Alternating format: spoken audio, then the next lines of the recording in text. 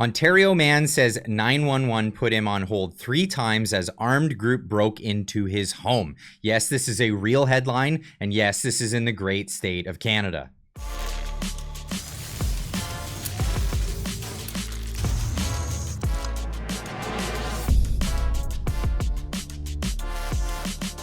Ladies and gents, welcome back.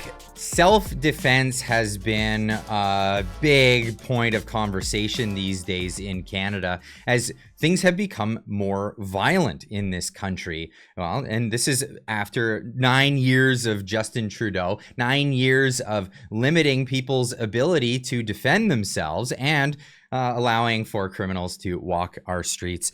In Canada, revolving door bail system that they have, nobody stays in jail. They're all let out unless, of course, you have something to say about COVID measures or mandates, something like that. They'll definitely wrap you up in the court system or lock you up and throw the key away. But this is the reality of the situation here in Canada. And I just have to share this. I can't believe this. When I see headlines like this, Ontario man says 911 put him on hold 3 times as an armed group broke into his home. My first thought is, can we just speed up the 51st state thing already so we can finally protect ourselves? You know, in the USA, they have things like what's called the castle doctrine, where your home is your castle, and anyone that enters your home against your wishes, you have the right to defend yourself against them. Now, that isn't to say that there are no rights to defend yourself in Canada, but it is quite convoluted, as we've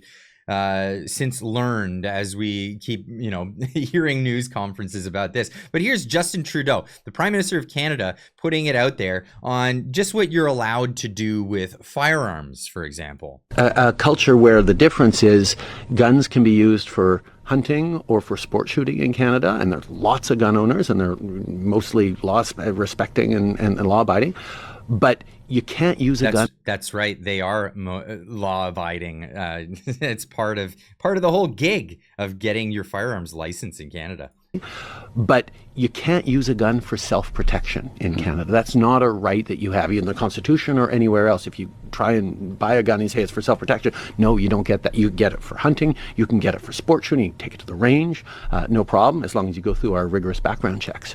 No, there are lots of problems. And thanks to this government here, who tells you that arbitrarily what you have is a weapon of war, even though people on the front lines of any wars would not want your hunting rifle. Let's just be honest about that. But this is the news that broke, and this is from CBC. I mean, this isn't even being spun by somebody who's a gun advocate or something like that. No, this is state propaganda, Pravda for Canada, CBC News, saying Ontario man says 911 put him on hold 3 times as armed group broke into his home.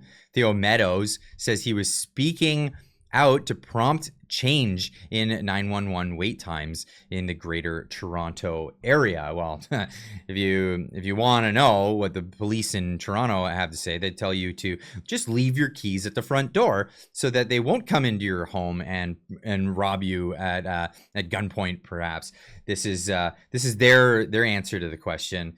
I'd love to hear what your answer to the question would be in the comments down below. But this is CBC news report on this story here.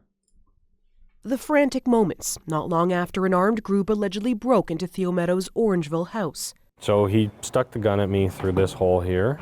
That night, as the armed intruders smashed his window, he called for help. That was when I called 911 for the first time. And as soon as I put the call through, I got a please hold. It was like a pre-recorded ringtone sort of thing. Meadows says he tried calling 911 twice more while the intruders were still in his home. Each time, he says, the same hold message. The scariest part, he says, was when his 5-year-old heard the commotion. As I'm telling them where they can go to the closet to find anything valuable, my 5-year-old daughter opens her door, and she comes out of her room in her nightgown, just rubbing her eyes. And this guy takes the gun off of me and puts the gun right up to her head. It was kind of the most desperate, helpless feeling I've ever had. And the guy was standing right about here. Meadows says it wasn't until his 4th 911 call, after the group had left, that someone answered. emergency? CBC News has reported extensively on 911 wait times in the city of Toronto. Where Meadows lives is patrolled by Ontario Provincial Police, where 911 calls go to 4 call centres province-wide. In a statement, the OPP said it couldn't comment on this case as it's an active investigation. When it comes to call centre staffing, it also wouldn't say anything, citing officer and public safety purposes. But it maintains... We'll definitely look into that, and we'll get back to you as soon as we possibly can. We've all heard this before a million times, but I don't know about you guys, but my blood curdles when I hear those words from this father when he's talking about his daughter having a firearm pointed at her in his presence. Well, he's helpless. He's unarmed. He's not able to do anything about this because he's abiding by the laws in Canada. But yet we're in a situation where say we didn't have laws like we have here in Canada. Perhaps we had castle doctrine. Do you think it would even escalate to this point? Now, there would be a lot of people in naysayers that would say, well, we don't want to have shootouts in our living rooms. We wouldn't want that kind of scenario happening. But likely, would that even happen? Would this have even escalated to the point where the criminals feel so emboldened to come into your home? I mean, no criminal wants a shootout. Every criminal just wants to be able to muscle their way in.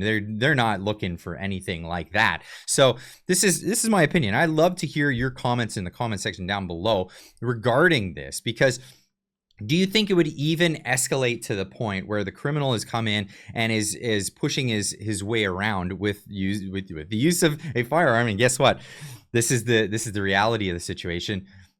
Criminals aren't going to give up their guns if the government says they're not allowed to have them. They're already not allowed to have them. This is the reality of the situation. The difference is if the good guys have them, the bad guys will feel a lot more nervous when going around the good guys. This is how this whole scenario works.